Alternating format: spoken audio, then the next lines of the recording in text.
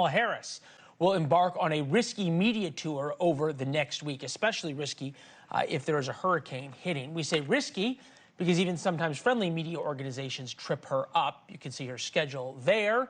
Here she is on 60 Minutes about her economic plan.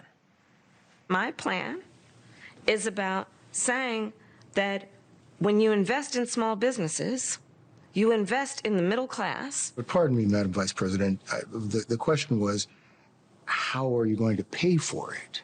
Well, one of the things is I'm going to make sure that the richest among us who can afford it pay their fair share in taxes. But we're dealing with the real world here. But the real world includes... How are you going to get this through Congress? Over the past week, the betting markets have moved considerably and now show Trump as the favorite to win. Nationally, he's leading Kamala Harris, as you can see there, by 8 points.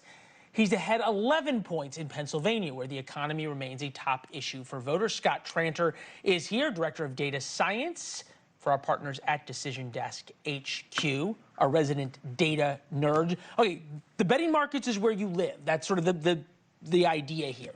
What is the difference between the betting markets right now and what the polls are showing? Two things. So our forecast, we have it about 54% Kamala Harris chance. So I understand that looks different from Donald Trump there. Statistically speaking, we're saying about the same thing. The second thing I'll say about betting markets, and I think we're gonna hear this over the next week or so, $300 million in liquidity. That sounds like a lot of money. It's not. If someone wants to put $10 million on Donald Trump, like what happened today, it will move the betting market. So they're not susceptible. They are susceptible to some manipulation. Somebody put $10 million on Donald Trump today? Do we know who? No, it's on Polymarket. So it's Bitcoin, or it's crypto. So we know it happened. We just don't know who.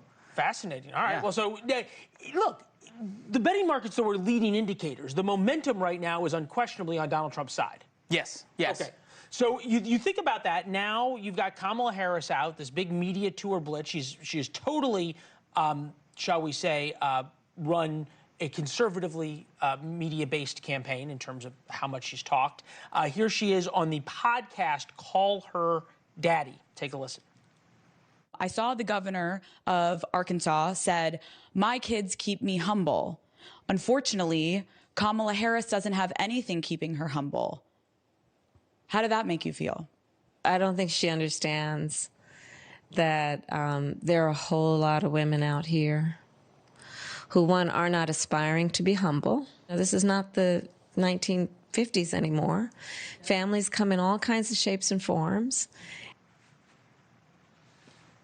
You wonder whether the not aspiring to be humble line was one that she came up with in the moment, or if they had thought about that. But you think about where this media tour is going. Podcasts, 60 Minutes. Is she reaching the undecided voters in Pennsylvania, Michigan, North Carolina, Georgia, Arizona, and Nevada with these podcasts that you all are finding she needs to reach to win? Yeah, look, I think this is a pretty good strategy. We've seen Donald Trump do this with multiple podcasts over the last month as well. Look, these podcasts, they don't really put their numbers out there, but anywhere from 2 to 3 million people, I think, listen to that podcast. Unfortunately, or fortunately, depending on who you are, that's a much bigger audience than, say, your 6 o'clock evening news. And so they're trying. Are undecided voters listening to that? It's debatable, but it's certainly a different audience than watches normal cable news. And so I think that's what they're trying to see what they can find there. Yeah, to be fair, everywhere from Call Her Daddy to the Howard Stern Show to the Univision Town Hall. So that's a fairly wide spectrum. They're fishing. Good to see you, my friend. Thank you very much. Thanks for watching. Go to joinnn.com to find NewsNation on your television provider. And don't forget to click the red subscribe button below to get more of NewsNation's fact-driven, unbiased coverage.